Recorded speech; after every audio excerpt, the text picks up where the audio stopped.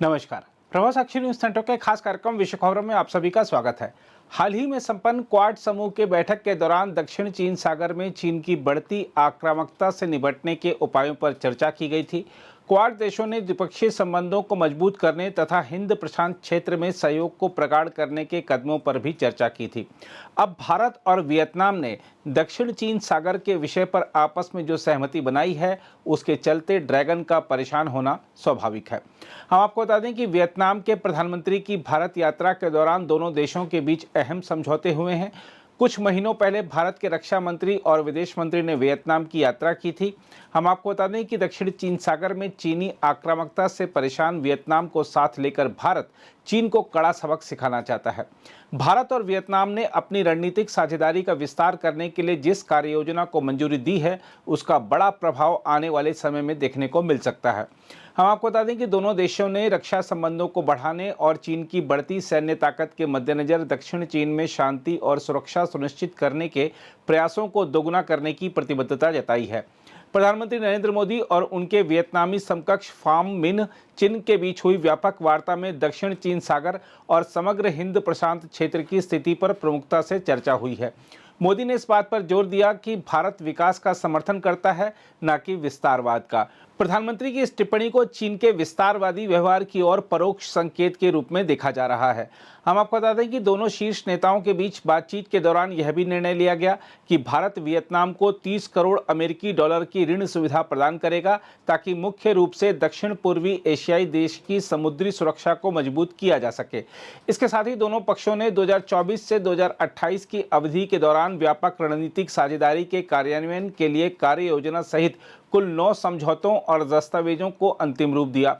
इसके अलावा मोदी और चीन ने एक संयुक्त बयान में दक्षिण चीन सागर में शांति, स्थिरता, सुरक्षा और नौवहन एवं उड़ान की स्वतंत्रता बनाए रखने के महत्व की पुष्टि की। साथ ही धमकी या बल प्रयोग का सहारा लिए बिना UNCLOS के अनुसार विवादों का शांतिपूर्ण समाधान करने का आह्वान किया। हम आपको बता दें कि दक्षिण चीन सागर हाइड्रोकार्बन का एक बड़ा स्रोत है, जिस पर संप्रभुता के चीन के व्यापक दावों को लेकर वैश्विक चिंताएं बढ़ रही हैं। इस पर वियतनाम, फिलीपींस और ब्रुनेई सहित क्षेत्र के कई देशों के जवाबी दावे हैं।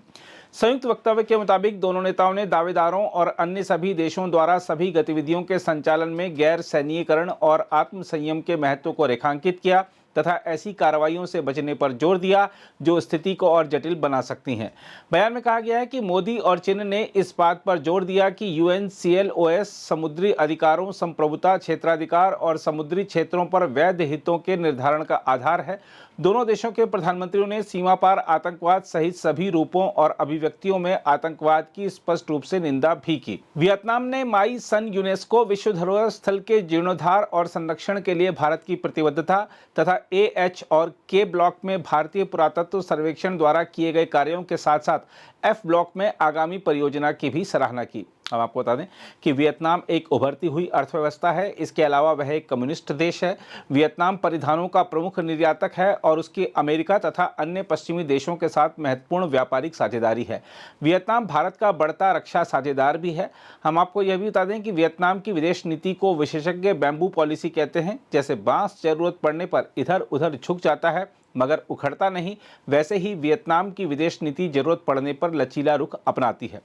हम आपको यह भी बता दें कि पिछले वर्ष वियतनाम के केंद्रीय रक्षा मंत्री भारत आए थे। उस समय भारत के रक्षा मंत्री राजनाथ सिंह और वियतनाम के केंद्रीय रक्षा मंत्री जनरल फान वांग जियांग के बीच हुई द्विपक्षीय वार्ता के बाद घोषणा की गई थी कि भारत वियतनाम की नौसेना को स्वदेश निर्मित मिसाइल युद्धपोत INS कृपाण उपहार स्वरूप देगा।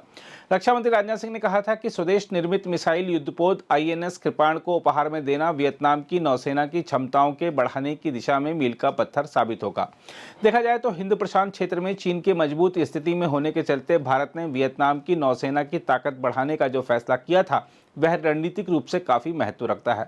हम आपको याद दिला दें कि जुलाई 2007 में वियतनाम के तत्कालीन प्रधानमंत्री गुयेन तान दुंग की भारत यात्रा के दौरान दोनों देशों के बीच संबंधों का स्तर रणनीतिक साझेदारी के स्तर पर पहुंच गया था। प्रधानमंत्री नरेंद्र मोदी की 2016 में हुई वियतनाम की यात्रा के दौरान द्विपक्षीय संबंध उन्नत होकर समग्र रणनीतिक साझेदारी के स्तर पर पहुंच गए थे।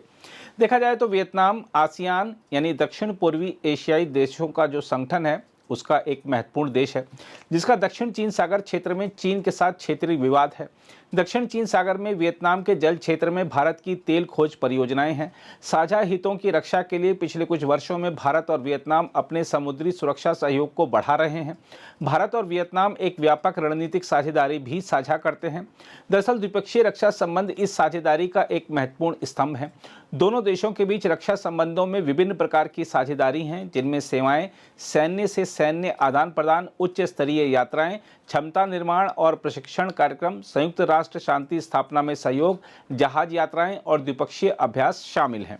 हम आपको यह भी बता दें कि जून 2022 में भारतीय रक्षा मंत्री की वियतनाम यात्रा के दौरान 2030 की ओर भारत वियतनाम रक्षा साझेदारी पर महत्वपूर्ण व्यापक मार्गदर्शक दस्तावेजों, संयुक्त दृष्टिकोण बयान और एक समझौता ज्ञापन म्यूचुअल लॉजिस्टिक्स सपोर्ट पर हस्ताक्षर किए गए थे, जिसके कारण दोनों देशों के बीच रक्षा सहयोग के दायरे और पैमाने में काफी वृद्धि हुई है। रक्षा मंत्री राजनाथ सिंह की वियतनाम यात्रा के दौरान भारत और वियतनाम ने संबंधों को नई ऊंचाई प्रदान करते हुए जिस महत्वपूर्ण समझौते पर हस्ताक्षर किए थे, उसकी बदौलत दोनों देशों की सेना एक दूसरे के प्रतिष्ठानों का इस्तेमाल मरम्मत कार्य के लिए तथा आपूर्ति संबंधी कार्य के लिए कर पा रही हैं। खास बात यह है कि यह पहला ऐसा बड़ा समझौता था जो वियतनाम ने किसी देश के साथ किया था। देखा जाए तो दक्षिण चीन सागर में चीन की बढ़ती आक्रामकता के बीच भारत और वियतनाम के रिश्ते प्रगाढ़ होना पूरे क्षेत्र के हित में है, क्योंकि चीन लगभग पूरे विवादित दक्षिण चीन सागर पर अपना दावा करता है। हालांकि ताइवान, फिलीपींस, ब्रुनेई, मलेशिया और वियतनाम इसके हिस्सों पर अपना दावा करते हैं। बीजिंग ने दक्षिण चीन सागर में कृत्रिम द्वीप और सैन्य प्रतिष्ठान बनाए हैं। दक्षिण के अलावा चीन का पूर्वी चीन सागर में जापान के साथ भी क्षेत्रीय विवाद चल रहा है। वियतनाम के खिलाफ चीनी हरकतों की बात करें तो आपको बता दें कि एक रिपोर्ट से खुलासा हुआ था कि चीन की सरकार की ओर से प्रायोजित हैकर्स दक्षिण पूर्व एशिया में सरकार और निजी क्षेत्र के संगठनों को व्यापक रूप से निशाना बना रहे हैं। इनमें बुनियादी ढांचे के विकास की परियोजनाओं पर बीजिंग के साथ करीबी रूप से संलिप्त संगठन भी शामिल हैं। रिकॉर्डेड फ्यूचर के चेतावनी अनुसंधान मंडल इंसिक्ट ग्रुप के अनुसार हैकर्स के खास निशाने पर थाईलैंड का प्रधानमंत्री कार्यालय और सेना, इंडोनेशिया और फिलीपीन की नौसेनाएं, वियतनाम की नेशनल असेंबली और उसकी कम्युनिस्ट पार्टी का केंद्रीय कार्यालय तथा मलेशिया का रक्षा मंत्रालय रहते हैं। एक और समूह इंसिक्ट ग्रुप के खुलासे में भी बताया गया था कि मलेशिया, इंडोनेशिया और वियतनाम शीर्ष 3 देश हैं जो साइबर हमलों के निशाने पर रहते हैं। वियतनाम पर एक नज़र डालें तो लगभग 9.25 करोड़ की जनसंख्या वाला यह देश चीन का एकदम पड़ोसी है। यह साम्यवादी पार्टी द्वारा शासित देश है। इसके नेता हो ची मिन्ह की गिनती दुनिया के बड़े नेताओं में हुआ करती थी। वियतनाम में एक पार्टी शासन होने के बावजूद चीन की तरह इंटरनेट और मीडिया पर सरकारी शिकंजा नहीं है। अगर आप भी लेना चाहते हैं देश दुनिया की तमाम जानकारी तो आज ही सब्सक्राइब करें हमारे चैनल को। साथ ही नीचे दिए बेल आइकन को जरूर दबाएं ताकि हर अपडेट आप तक पहुंच सके।